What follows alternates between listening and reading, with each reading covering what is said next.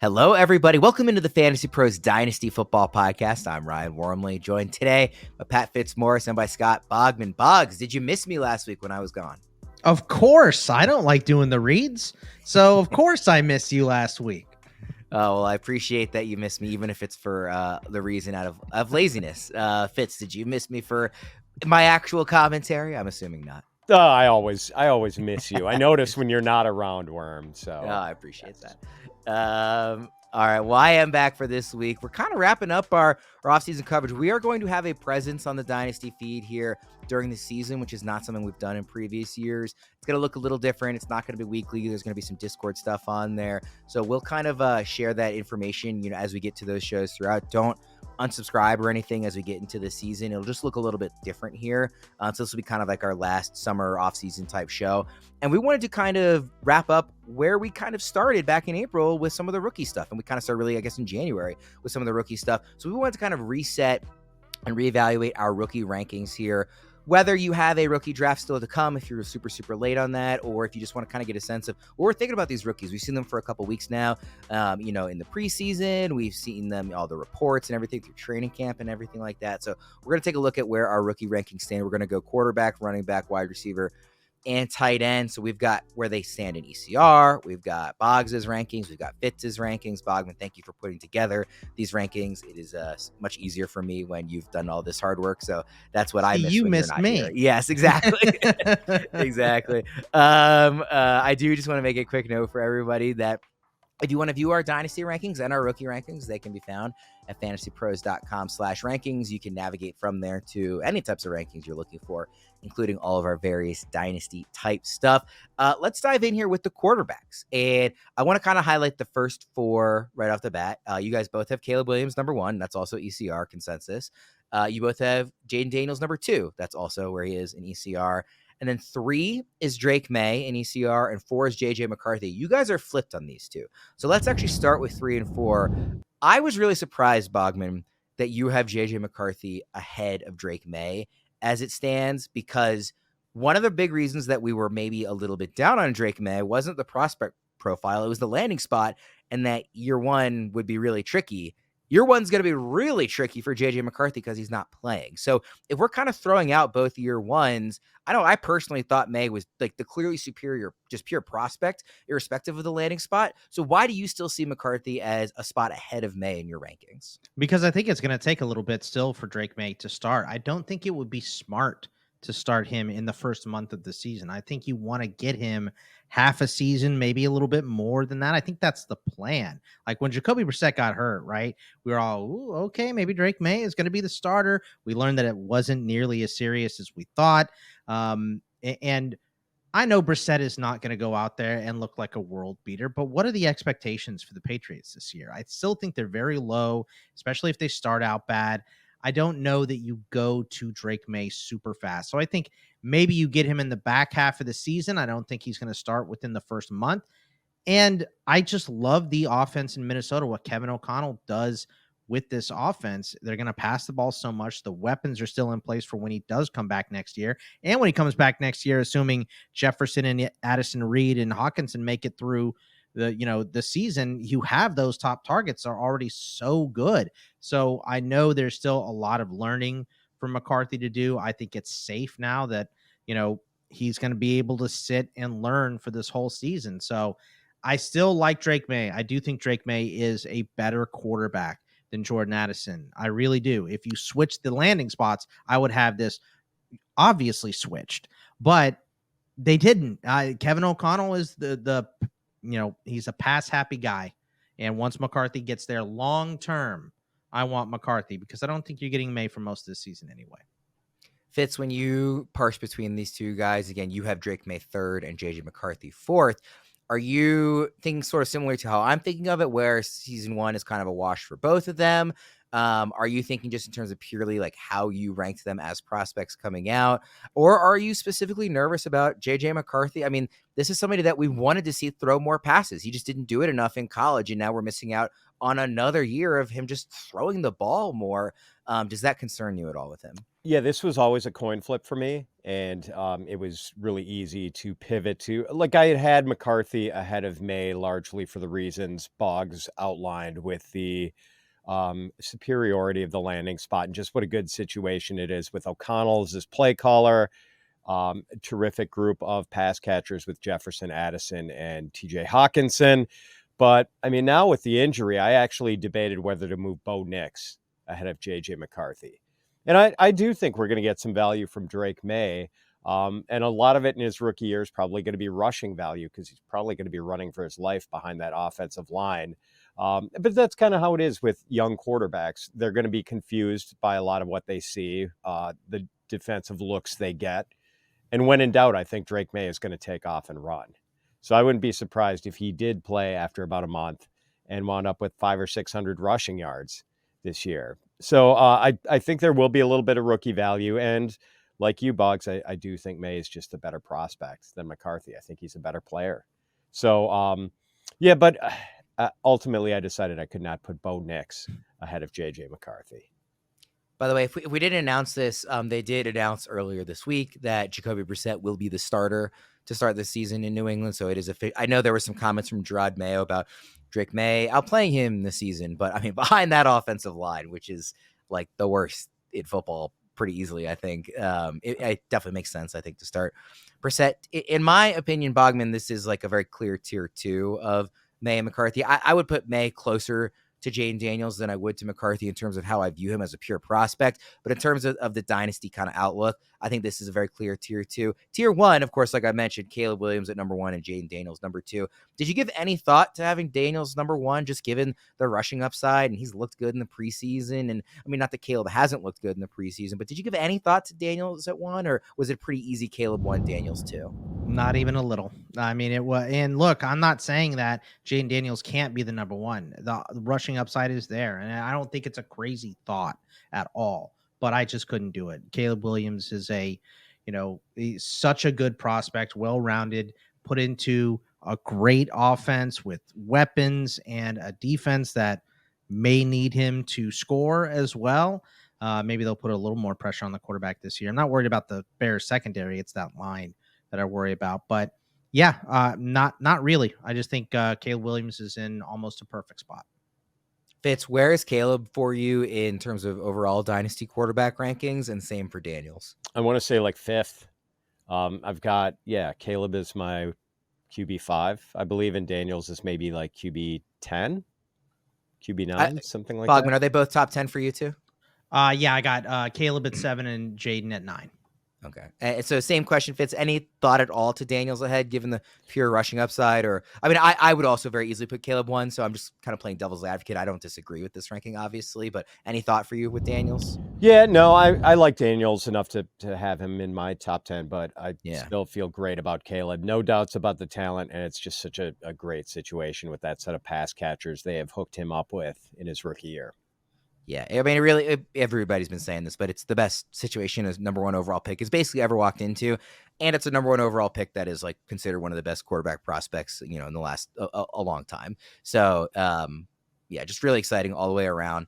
I'm more excited about Daniels than I was during rookie draft season, I will say, and it's not that he's better than I thought. I just feel a little more comfortable with, some of the profile stuff that I didn't like being an older guy who was a late career college breakout, who I thought ran kind of recklessly.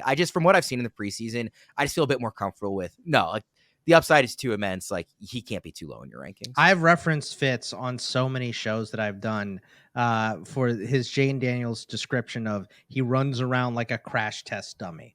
I think it's just such a perfect description of Jayden Daniels. It's very similar to what happened with RG3. So another reason why I would have Caleb ahead of him. Injuries can happen to anybody, but Jayden Daniels puts himself in harm's way more than he probably should. Pre-landing spot, I had May ahead of Daniels, even with the rushing disparity, because I do think May will run too.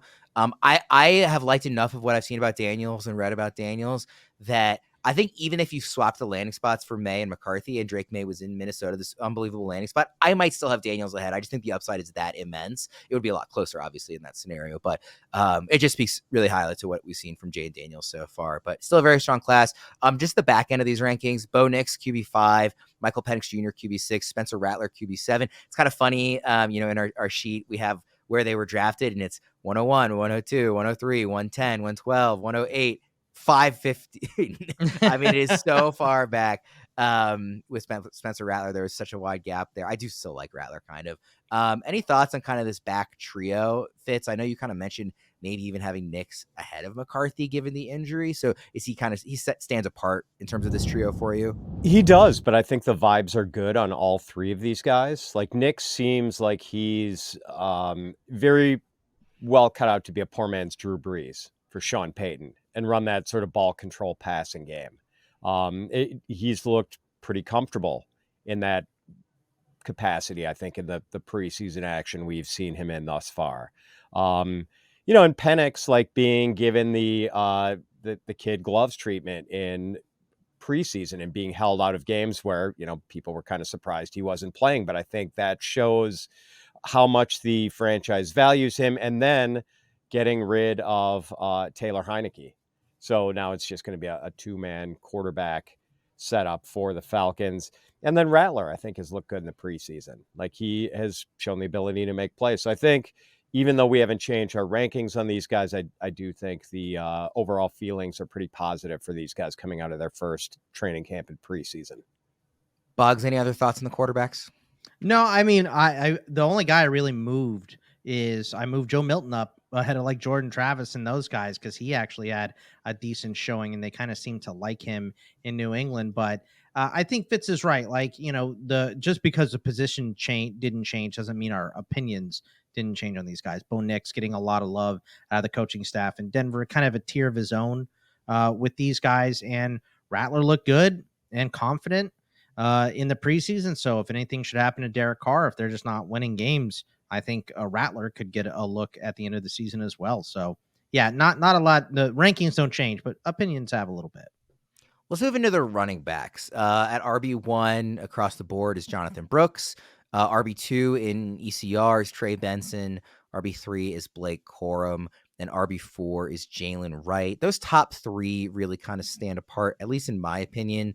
Jonathon Brooks at 1, Trey Benson at 2, Blake Corum at 3. You guys both agree on Brooks. So before we get to the other names, Fitz, any thoughts to supplanting Brooks out of that number 1 spot? I mean, he's going to start the season, not playing on the field for the first few weeks, or, I mean, it was just kind of locked in for you.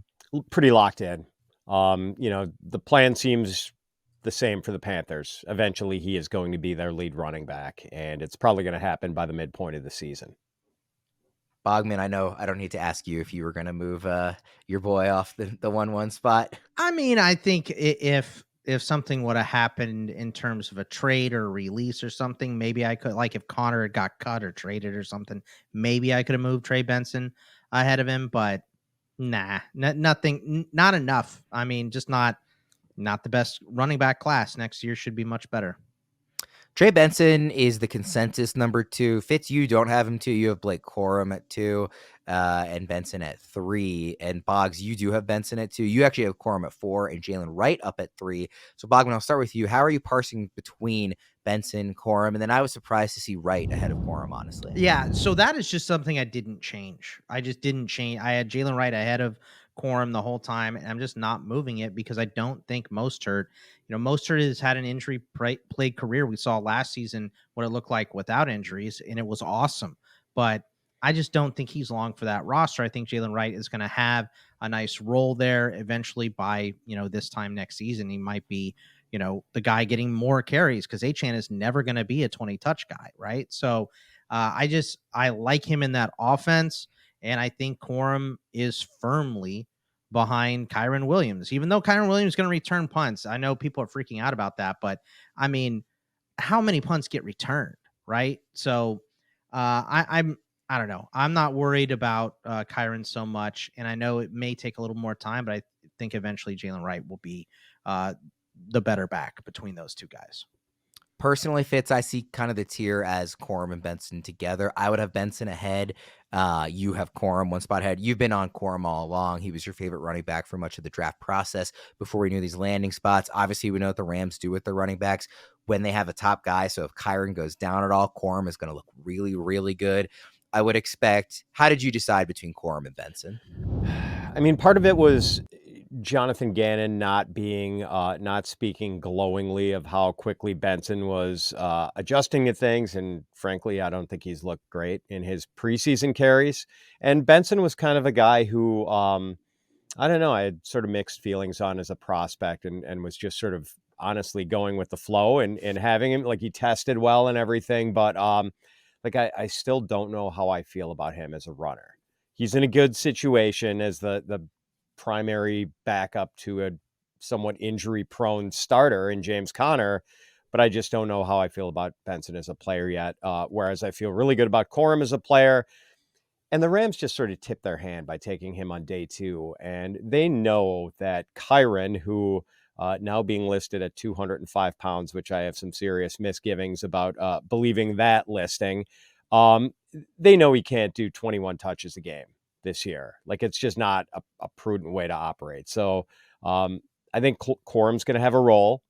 And if he were to ever fall into a bigger role, I mean, the Rams have shown a willingness to, use their guys pretty heavily. And I maybe think Corum is, with his sort of Mighty Mouse build, I think maybe he might be better equipped to withstand the pounding than Kyron Williams would be. So I feel good about him. I feel good about him going to a Sean McVay offense. And Fitzy, I had Brandon Funston on ITL yesterday, and he was talking about how Sean McVay always goes with one back, going back to, like, even when Ronnie Rivers was carrying the ball for them, he was the guy carrying the ball. Todd Gurley was the only guy getting the ball. Kyron was the only guy getting the ball. So if it does go to Blake Corum is going to get a huge workload. So that the logic adds up for sure on Blake Corum. By now, most of you have probably heard of Reality Sports Online, the powerful fantasy sports platform where owners get to build and manage their fantasy team like an NFL general manager. But the question is, have you tried it? It's time to go see what all the buzz in the Dynasty community is about.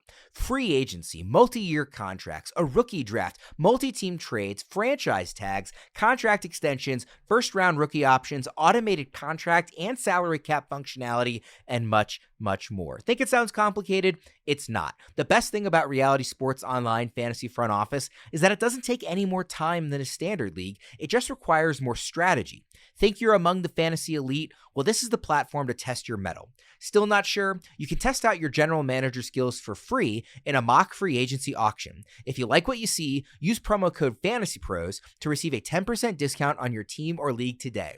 That's promo code FantasyPros to receive a 10% discount on your team or league today. Fantasy just got real at realityssportsonline.com. All right, next up on the running back list, MarShawn Lloyd. He's RB5 in ECR. Ray Davis is RB6. Braylon Allen is RB7.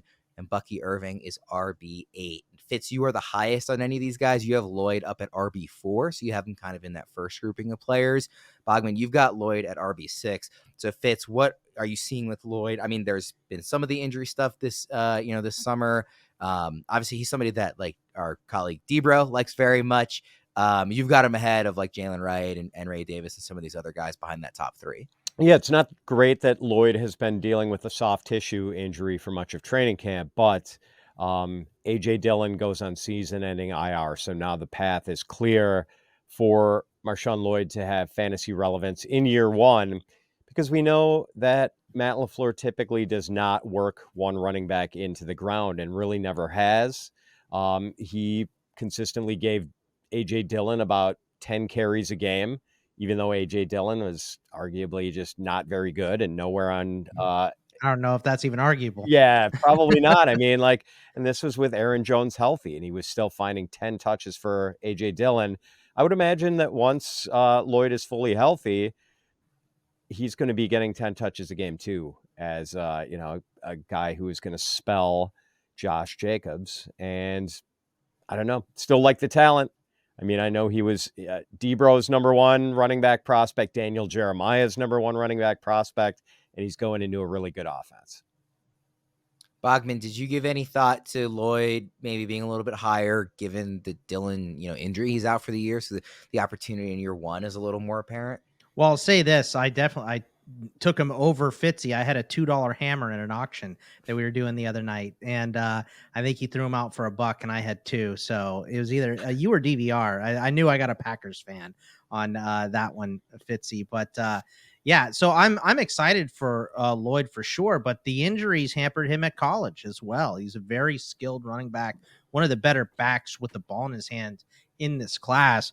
But the injuries have already crept up in his NFL career, and that's what kept him out. And, we've seen what this has done to a guy like Kendre Miller, right, in his career. So I have Ray Davis ahead of him. I'm not budging on that, but I still have him in my top 6. So I do like him, and I do like him for this season. I just can't get over the injury stuff.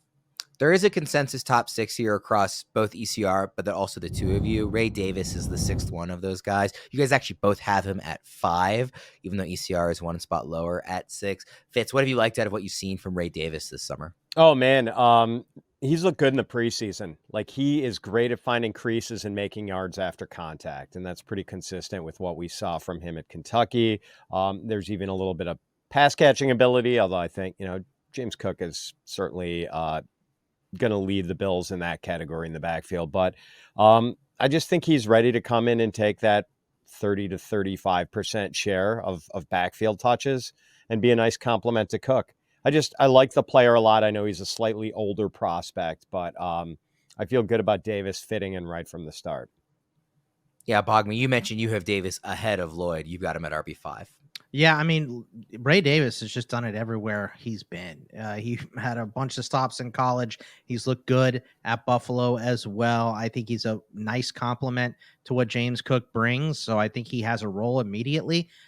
Maybe it's capped a little bit with James Cook in front of him being the main pass catcher, as Fitz mentioned. But this is a guy who can work himself into a 3-down role, I think, eventually. So I'm a big fan of Ray Davis. I really like rostering Ray Davis if I have the possibility for it. One of the bigger disparities on this list is Kimani Vidal at RB9 in ECR. Fitz has him RB7. Bogman, you've got him down at RB12. There was some talk early, during the preseason about, there was an article about, will Vidal even make the team? That appears to have gone away. And, obviously it went away and, he's looked somewhat better. I think J.K. Dobbins, by all accounts, has looked really good this summer. So maybe that takes some of the shine off Vidal as this, perfect, opportunity to step right into being RB1 in this run heavy offense. At the same time, we know the injury history with Dobbins. So Fitz, is that what's kind of on your mind when you have Vidal ranked as high as you do? Yeah. And I did debate Kimani Vidal versus Braylon Allen, who has reportedly had a really good camp. I think Braylon Allen, if the Jets have things go according to plan, is really never going to be startable for you in the first 2 years because Breece Hall will stay healthy and Braylon Allen is just going to be spelling him from time to time. I think Vidal could still crack the running back rotation for the Chargers, with the older and oft-injured Gus Edwards and the oft-injured J.K. Dobbins. And this is a team we know Worm is going to want to run with Greg Roman calling the plays.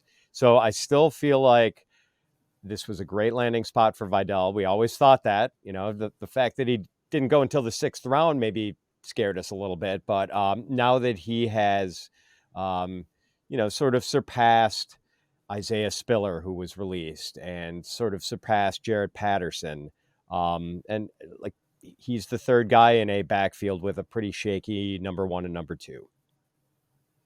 Bogman, what went into ranking Vidal as low as you did? Yeah, I think really it's the window of opportunity for him. I think it's real small, right? Being a 6th-round pick for a team that has 2 veterans in front of him, and just the fact that he didn't make a lot of noise in the preseason. Sure, he beat out Jarrett Patterson and Isaiah Spiller, but he was supposed to. That's not like a feat, right? We expected that. So to not really hear him pushing for a starting role, kind of makes me iffy on him. And I think this is, if he's not successful this year, they're going to look to replace him in the draft next year. There's a lot of prospects coming out. There will be some guys that are free agents as well. So I think the shelf life for Vidal, if he doesn't get rolling real fast, is really limited. So that's why the guys that I have ahead of him that we'll get into after this, I like for them to at least have year 2, year 3. I'm not 100% sure on Vidal. The names at the back end here, in ECR, at least in order from 10 to 13, Audric Estime, Tyrone Tracy, Will Shipley, and Dylan Lauby. I really liked Estime, like coming out as a prospect. We talked about it a lot back in March and April. Obviously, falling to the 5th round and going to a very crowded backfield was, less encouraging than I would have liked for a landing spot. Fitz, you have him RB11. Boggs, you have him RB10. Tyrone Tracy, you guys both have at RB9, so a couple of spots ahead of ECR, where he's RB11. Fitz, Tyrone Tracy, what, obviously there's, you can paint the picture for the opportunity in New York, right? Is that kind of the main driving force behind him being in the top 10 for you? Yeah, that he pretty much rolled into the first week of preseason games as the running back 2 behind Devin Singletary.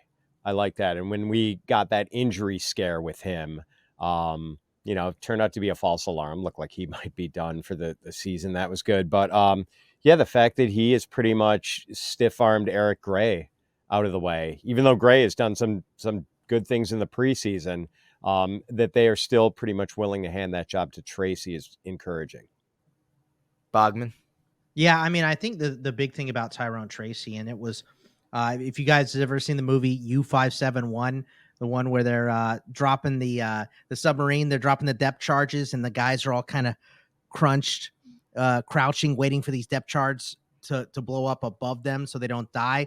I feel like that is what it was like this week, seeing running backs get released and seeing if the Giants are going to pick one of them up, because I really like Tyrone Tracy. I like this opportunity, but if they picked up somebody, I think that might have signaled, we're not so high on Tracy. They didn't. He's the clear 2, as Fitz said. He rolled into that first preseason game as the number 2, had the little scare where they brought out the cart for him, which, by the way, they bring out the cart for a hangnail in training camp, guys. So, I know we panicked about that, but he was fine. So, I just really like the opportunity here. And it's not just as a running back for him. This team is hurting at wide receiver as well. This guy played wide receiver when he came into college. I think there's a expanded role for him in this Giants offense if he can take the opportunity and run with it. So I have high expectations for Tracy.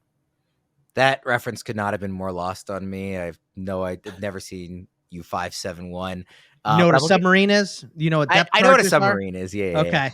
I was just looking up the cast though while you were talking. Matthew McConaughey, McConaughey. Bill Paxton, Harvey Keitel, and John Bon Jovi. What a group of 4 there. I would watch that movie. I have seen Hunt for Red October. That's a great submarine movie. That's another good sub movie. That's a classic for sure.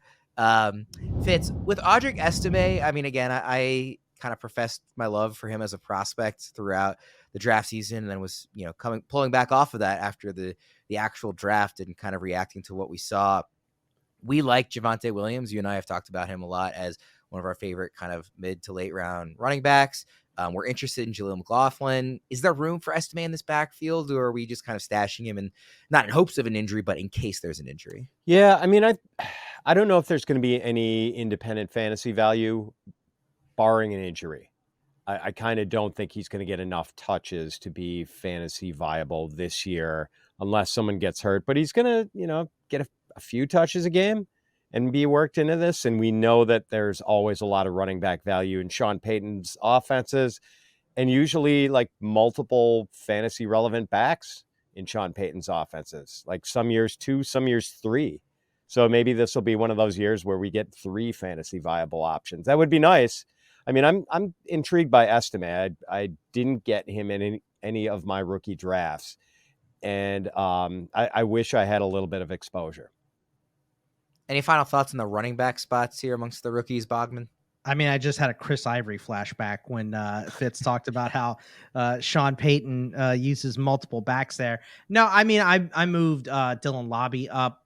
He's a guy, and Braylon Allen, who we talked about a little bit before, I moved him up because I really wasn't sure if he was going to have the legs to make it in the NFL. So I have heard that Isaiah Davis has been pushing him here recently, a guy that I like lower down the list. But yeah, I mean, there's opportunity for all these guys to work. I think Bucky Irving has a nice chance to work. Carson Steele came out of nowhere as a UDFA for Kansas City. So, there's some horses down here that could possibly do some stuff, but the top end guys are the top end guys for a reason. Even though this class isn't great, the top end guys, I don't think we're budging. If you're talking about horses, I guess Carson Steele must be a Clydesdale with his 4.7 speed.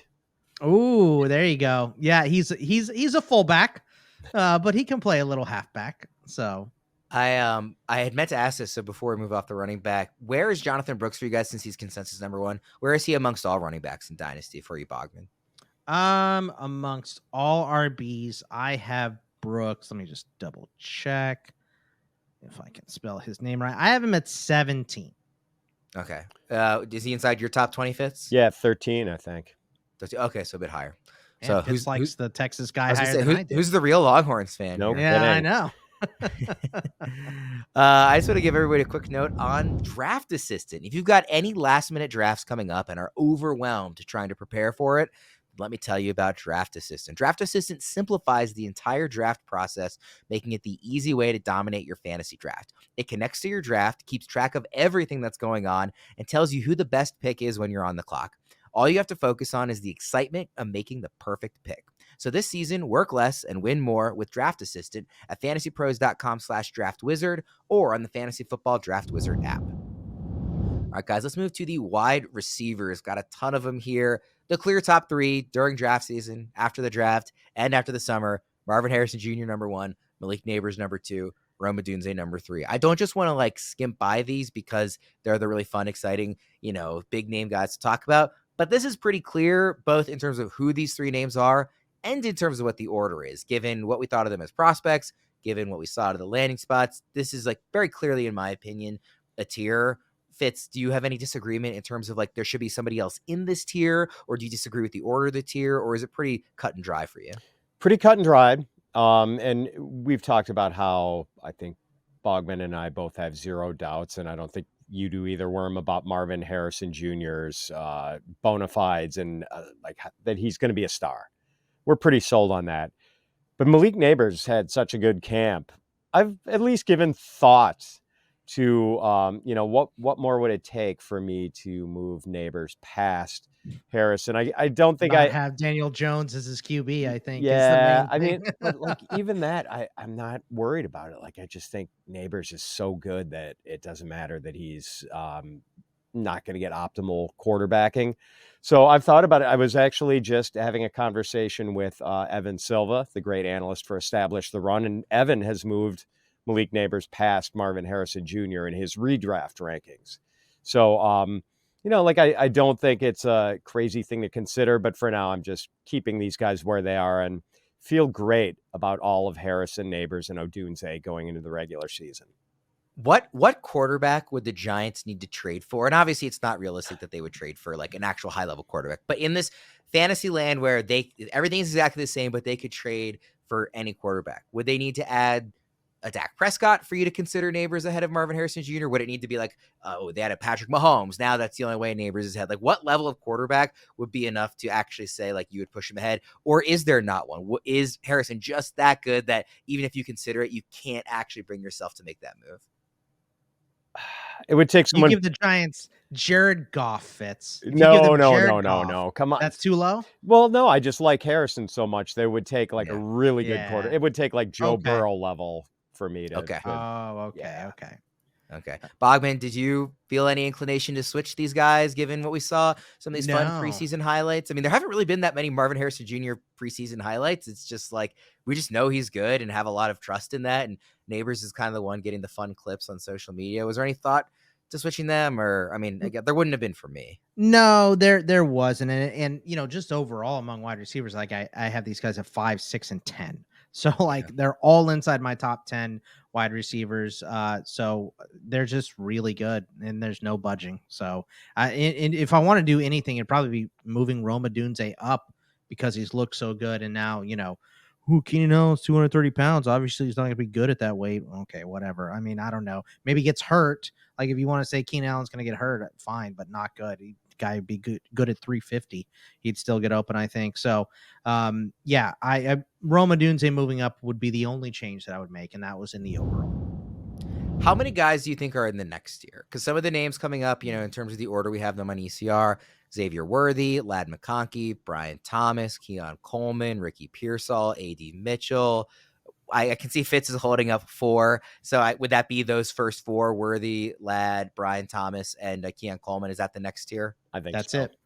Okay. I think that's probably right. I just wanted to leave it open. I mean, Ricky Pearsall, if Ayuk does move next year, starts to look really good. A.D. Mitchell has the talent. But I think you're right that it's those 4. Is that the right order, Bogman? Worthy, McConkey, Thomas, and Coleman? Because I think I would probably change that up. I'm curious what you would say. No, I have Worthy, Coleman, McConkey, Brian Thomas is my order. Okay, that's not the order I would have changed it to. Fitz, what's your order quickly? So I've got Worthy, Thomas, McConkey, and Coleman. I've actually moved Thomas past both McConkey and Coleman. I feel like I made a mistake by not having him. Like, he's proven himself to me with the training camp he's had, and I think maybe he's got star potential that maybe McConkey and Coleman don't have. I'm still pretty high on Keon. I don't know. The McConkey Keon thing has just vexed me all off season. Like, I've had those guys. If I could make that a tie and make them both 6.5 in my rankings, I would do that, because I have considered those guys basically inseparable. Just lean towards the better offense, even though they're very different receivers. I mean, they are. Yeah, not exactly anything alike. I would agree with you, Fitz. Worthy, at 4th among these guys, first among the guys we're talking about now, but 4th overall among the rookie wide receivers. And then Brian Thomas for me is definitively 5th. I think he's looked really good. I think he will be very good right away. I think the fact that he's not Harrison, Neighbors, or Odunze has kind of overshadowed that he was a really good prospect on his own right. I mean, he's a top 20 pick. He could have been a higher pick if it wasn't for these other 3 guys kind of overshadowing him through some of the draft process. I think there actually is an opening. There's a lot of names in Jacksonville for Trevor Lawrence to throw to, but I don't know that there's anybody that fits the same skill set as Brian Thomas. Andrew Erickson has been on this case in terms of redraft for a lot of this summer. Thomas is one of his favorite sleepers. And it makes me like him more for redraft, but I really like him for Dynasty as well. Yeah, so I have Thomas in that top 5. We were just talking about that on the redraft thing, where the last time I was sort of confused about whether a guy was good because he was playing with a really good quarterback at LSU and playing opposite a really good receiver. It was Justin Jefferson at LSU. Turned out he was pretty good. And it wasn't. They also have Terrace Marshall. So, yeah. I mean, look, we've seen hits and misses. When from LSU. When Jefferson had his crazy good season, though, at LSU, I'm like, okay, how much of this is that he's playing, with Jamar Chase drawing all this defensive attention and has Joe Burrow as his quarterback? And obviously, Brian Thomas had a pretty good setup with Jayden Daniels as his quarterback and Malik Neighbors as the other receiver. But we are seeing now, I think that Brian Thomas is really, really good. It wasn't just him being a product of, good teammates and a good offense. Relative to these other guys, Bogman, are you fading Thomas? I mean, you have him kind of last in this tier. I'm not fading him. Okay. No, not even a little. I have these guys even in my overall all in a group together. So I have them 23 through 26. So I have them all in the same range for sure. So I'm not fading any of them. I just, I think that there's opportunities to be number 1 this year for Coleman and Ladd McConkey. I don't know if that exists for Brian Thomas. It could, because I'm down on Christian Kirk. I don't really like him, but you still have Christian Kirk. You still have Evan Ingram. You still have Travis Etienne. You're going to throw the ball to. So I do think that some of his games are going to be hit and miss, which is fine for a rookie. But it doesn't mean that I'm down on him. No, it's just that I do think immediately from the jump, Coleman and McConkey could be number 1s in their system. So, but they are in the same tier, and I would be happy to move Thomas to the top of it if I'm mistaken at the end of this year. You guys both have A.D. Mitchell, wide receiver 8 amongst the rookies, behind 3 names who all went ahead of him. Ricky Pearsall, Xavier Legette, and Jalen Polk all were drafted earlier than A.D. Mitchell, but you have them all behind him in the Dynasty rankings. What went into that, Bogman, besides him being a Longhorn?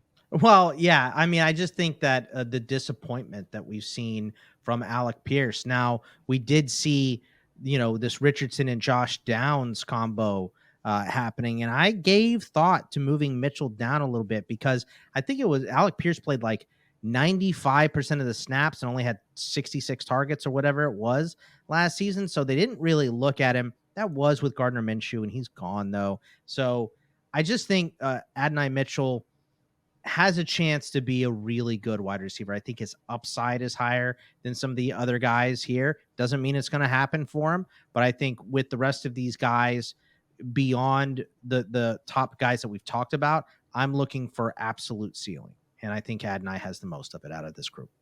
Same thoughts, Fitz? Yeah, I actually moved him up quite a bit. There were some things that sort of scared me about him as a prospect, like his pretty poor yards per route run number, which was, I think, below, forget who was talking about this, but like below their threshold of sort of acceptable prospect level, and sort of put them in the do not draft range. But man, like the size speed combination is really impressive. And I have seen some reports from Colts training camp where the beat writers were talking about, like, there are moments when you see it and see why everyone was like hot and heavy for this guy in the draft. Like when he can turn it on, like he can just kind of physically, with his size and his speed, just overpower cornerbacks. And so I don't know. That's what I'm hoping we'll see. And I wouldn't be surprised if it was sort of a tepid rookie year for Adonai Mitchell. But I think he's a guy worth holding on to and seeing if he can tap in all that potential. I mentioned Polk as wide receiver 11. After that, Jalen McMillan, wide receiver 12. This is an ECR, by the way. Jermaine Burton, wide receiver 13. Javon Baker, wide receiver 14. Luke McCaffrey at 15. Troy Franklin at 16. And Roman Wilson at 17. The biggest disparity here between the two of you guys is with McMillan. Fitz has him wide receiver 10. Bogman, wide receiver 16 among the rookies. I would definitely lean closer to Fitz. I really like what I've seen out of him this summer. And I know that, well, I'd like to think that, like, if he wasn't at Washington and also playing with Polk and Odunze, that maybe he could have gotten more shine in college. But I think he's looked really good. Bogman, why are you still a little lower on him?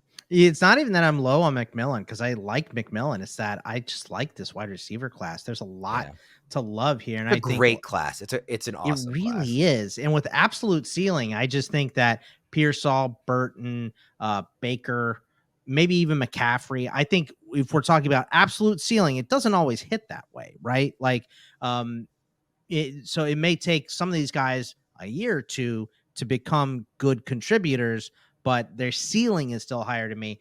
I think they have a higher ceiling than McMillan. That is my only scrap with him, but I have a big tier of these guys and I like all of them. Can I just point it out to Bogman that Polk didn't really pop at Washington until McMillan got hurt. And like McMillan's second to last year at Washington, he had more catches and touchdowns than Rome Odunze had. Like McMillan is really good. And I personally think he's a better receiver than Polk. I know Debro shares that after film study on the Washington receivers.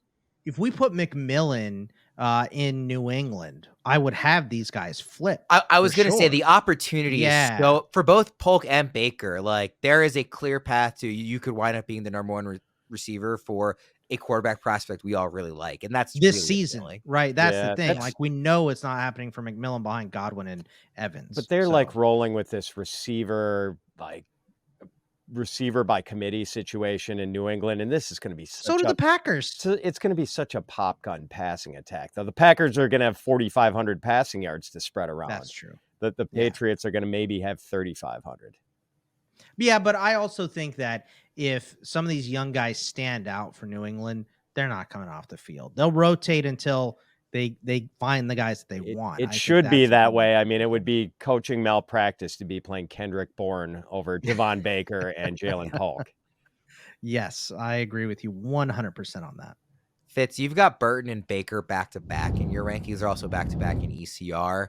How do you kind of pick between those two? Because they seem similar to me in terms of the upside case is pretty apparent, but there's no guarantees. Yeah, same. I mean, it was just, and I've moved both guys down since, Baker seems to have kind of fallen to the bottom of that wide receiver rotation with New England, and Burton has gotten outplayed by Andre Yosevich in training camp. So, like, I think the vibes on both of those guys are not real great coming out of their first training camps. What do you think about those two, Bogman? I'm really I like Burton being in Cincinnati for when T. Higgins is gone, right? When T. Higgins goes, I think that you give Burton a second year. I think that he could easily pass Josevich, right? Obviously, Jamar Chase is going to get paid, and that whole saga is going to be done with. So, but Higgins will be gone, and we're going to be looking for it too. And I think next year is going to be Burton. So I'm pretty high on him. I have him at 11. Last receiver that I wanted to hit on was Luke McCaffrey. Fitz has him wide receiver 11. Bogman, you're in line with ECR at wide receiver 15. So Fitz, you are ahead on McCaffrey. Is there anything that you saw this summer that makes you feel that way? Is it the trade of Jahan Dotson? Yeah, I saw the Commanders trade Jahan Dotson away. Yeah. I feel like with the last name McCaffrey, that holds some sway with me. Hard to see a McCaffrey busting out of the NFL, like great bloodlines. And we got to remember this guy's only been playing wide receiver for a few years. Like he has made rapid progress, and I think he's going to fit into the Commanders' offense pretty swimmingly here. And like, it's not a hard depth chart for him to ascend. Like Terry McLaurin's at the top, and it's pretty wide open below that. Any last thoughts on the receiver position, McCaffrey included, Bogman? I mean, McCaffrey, I have moved up as well. I had him pretty low here. I don't know who's going to be 2. I know Diami Brown is getting a lot of hype as well. Finally, I thought he was good coming out of North Carolina. Has never really put it together. So maybe just the right coaching staff is unlocking him a little bit. So, but McCaffrey has a huge opportunity here. So, and we heard that they were using him out of the backfield and putting him in reverses and running all kinds of, he's a McCaffrey. So let's run all kinds of weird stuff with him too. So I'm excited. This is just such a deep class. Cause I mean, even past that, Jordan Whittington had a huge preseason. Ryan Flournoy for the Cowboys has been moving on up. There's some really good deeper prospects among these wide receivers as well. Yeah, Whittington not going in any drafts back in April or May, and I think he'd probably be maybe a late third in a lot of drafts now. Hey, if you love guys that are going to end up on the IR, keep a spot open for Whittington. He will be there. I took him in a startup in like round 22 or something earlier this summer. So I enjoyed that one. I once again forgot to ask the question I meant to at the top, which is, where is Marvin Harrison Jr. amongst all wide receivers in Dynasty for you guys? And I also want to ask about Neighbors. Now, you already mentioned, Bogman, that they're all in your top 10. So Fitz, I'm curious for you, Harrison, Neighbors, and Odunze, roughly where do you have those guys? I think they're all top 10 for me. I think Harrison is 4, Neighbors 5, and Odunze 10. Yeah, so that's roughly the same as Bogman, and I would agree with that as well. It might be 5 and 6. I can't remember whether I have them behind. If it's 5, 6, and 10, we're right in line. Yeah, that's I've got exactly what I have. Jefferson, Chase, Lamb, and then I can't remember whether I think I might have Amon-Ra ahead of those two guys too. I think I would have Harrison ahead, but obviously would be thrilled with either. Like maybe getting out over my skis a bit on the rookie, but just that much of a believer. Would be thrilled with any of these guys as your wide receiver 1 in Dynasty. And if you can have 2 of them, that's amazing. All right, let's wrap up with the tight ends. And I will not forget to ask this time, tight end 1 consensus, ECR, both for Fitz and for Bogman, Brock Bowers. So let's ask the same question, Bogman. Where is Bowers amongst all tight ends for you? Among all tight ends, I have him 2. I have him, 3. I have Laporta, McBride, Bowers. Fitz? Numero uno. I think he's the best tight end prospect to ever come into the NFL. I'm jealous. We've seen Laporta do it. Trey McBride did it. Well, that's the thing is Laporta and McBride have done it, and they're still super young and have so much runway in their careers left. So it's really hard to put anybody over them, especially Fitz making me feel like a coward. I feel like a coward, Fitz. What are you doing to me? I don't know that it's cowardly. I think you're kind of just being smart, Bogman. Oh, I got him 5 in redraft. Shots fired. I'm high Shots on him. fired. I appreciate that you have conviction in your ranking, and it's not, listen, I don't dislike Bowers at all, and I think he totally deserves in the top 5 and arguably in the top 3, but tight ends sometimes take longer to kind of make their footprint, and Laporta being an exception to that rule last year is one of the reasons why we are so excited about him in Dynasty. But tight ends typically take a little longer to get their footing. It's not the best landing spot in terms of the quarterback. They also have Michael Mayer. These are not reasons to hate Brock Bowers. There's just reasons to say, hey, we have these couple of elite young tight ends who have already done it. Like, there's a reason Laporta is like one of the most coveted tight ends in a dynasty startup setting in a while, like, because he's young and has already done it, is in this good offense. Trey McBride, same thing. So to me, like, those guys are kind of unassailable in dynasty. I'm fine having Bowers over somebody like Kincaid, who was really good last year for a rookie tight end and arguably is getting a little too overshadowed by Laporta, but I think it's a more reasonable case. But to me, Laporta and McBride, it's really hard to look elsewhere. I just have that Green Goblin, from Spider-Man in the background. Coward. Yeah, I will just screaming at me when I'm doing my rankings. I will graciously accept your apology in 2025, Worm. I like Bowers a lot, to be clear, and I was not scared off from him in rookie drafts by the landing spot at all. But if you're taking him over Laporta, then I would say Godspeed, Spider-Man. I don't know about that one. But he in this class, consensus number one, easily, and number one overall for Fitz. After that, 2 and 3, you guys have them in reverse order, but it's the same 2 and 3 in ECR. It's Ben Sinnott and Jatavian Sanders. Shocker that the Longhorn is ranked higher by Bogman. Well, hold on though, because Sinnott is third on the depth chart behind John Bates, and Sanders was running with ones in the last preseason games. It's reasonable. Come on. Yeah. Don't act Sinnott, like I'm crazy. Did you see that catch Sinnott had in the preseason, though, where he looked like George Kittle, where he just had guys? It took like 7 guys to try to bring him down on that play. Like, he's going to be a beast. He is so much fun to watch. He really is.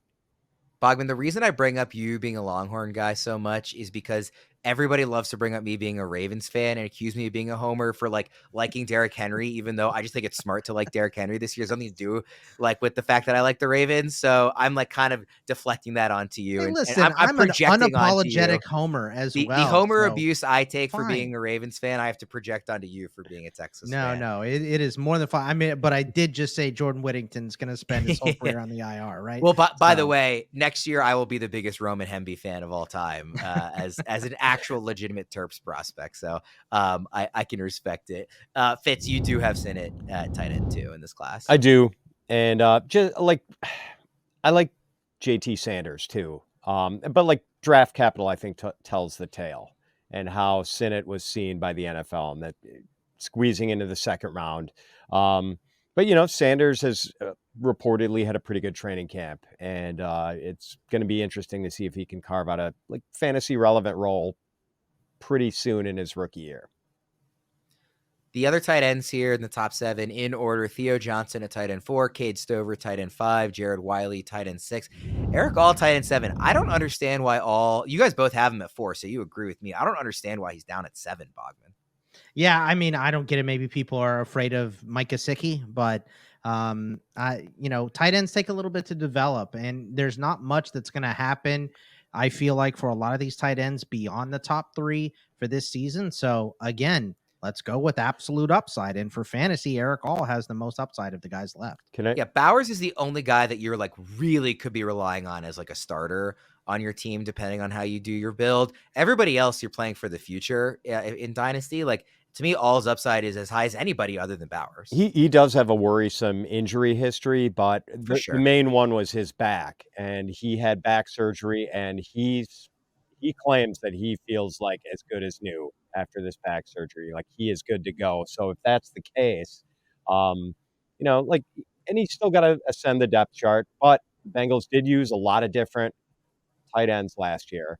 So I do think he has a good chance to see the field, even though they've got, I think, another rookie tight end in Tanner McLaughlin.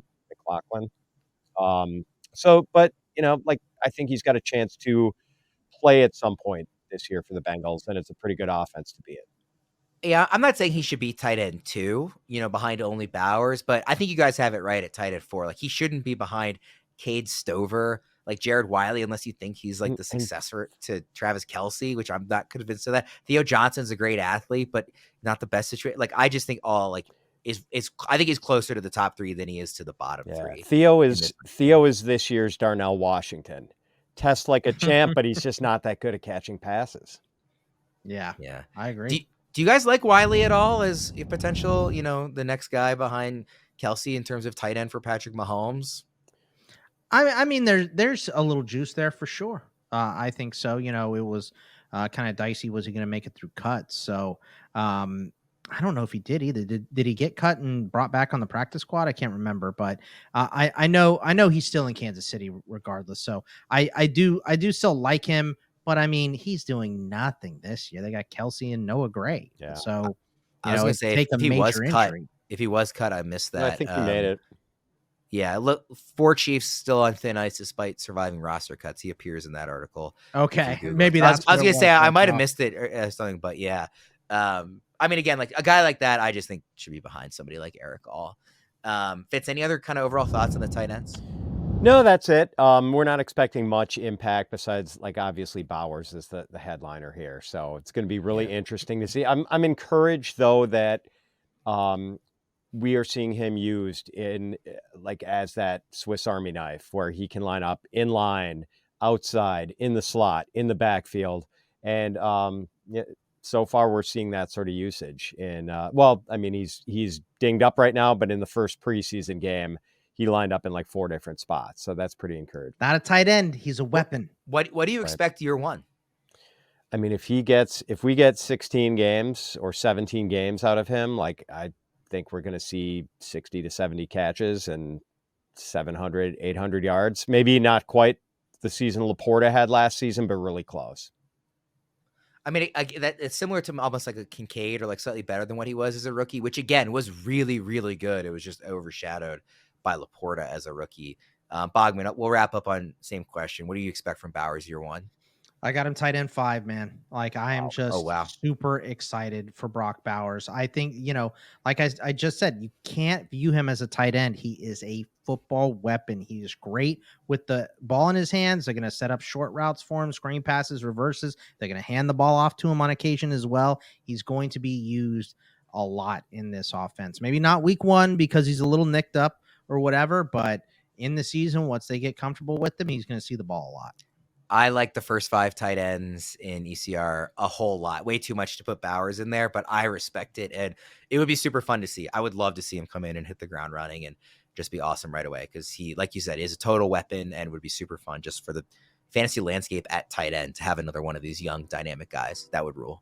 All right, we'll get out of there on that. Thank you everybody for tuning in, and thank you everybody for tuning in like throughout the summer. Really, like I said, since January when I came onto the show, and just a lot of rookie talk and draft talk and dynasty strategy talk and startup mock drafts. It's been super fun. We're not going anywhere again. Don't unsubscribe or anything like that. We will be around. There will be a presence during the season. It will change, and then of course we'll be back to our usual stuff with the 3 of us together starting in January again. But again, we're not going anywhere. It'll just look a little different here for the next few months. So it's been a really fun first off season hosting with you guys. Truly, I think it's been a really fun show. So I really appreciate everybody who's listened. I appreciate you guys for kind of letting me join the crew. And we're going to keep this thing rolling into the season and have a good time. We'll get out of there. Love the addition of Worm. Thank you for joining us, Worm. Yes, it's been great very addition. pleasurable. I'll Venmo you guys later. Thank you for saying that. Double for me. I said it first. For Bogman and for Fitz, I'm Ryan Womeli. Thanks everybody for tuning in, and we'll see you again next time.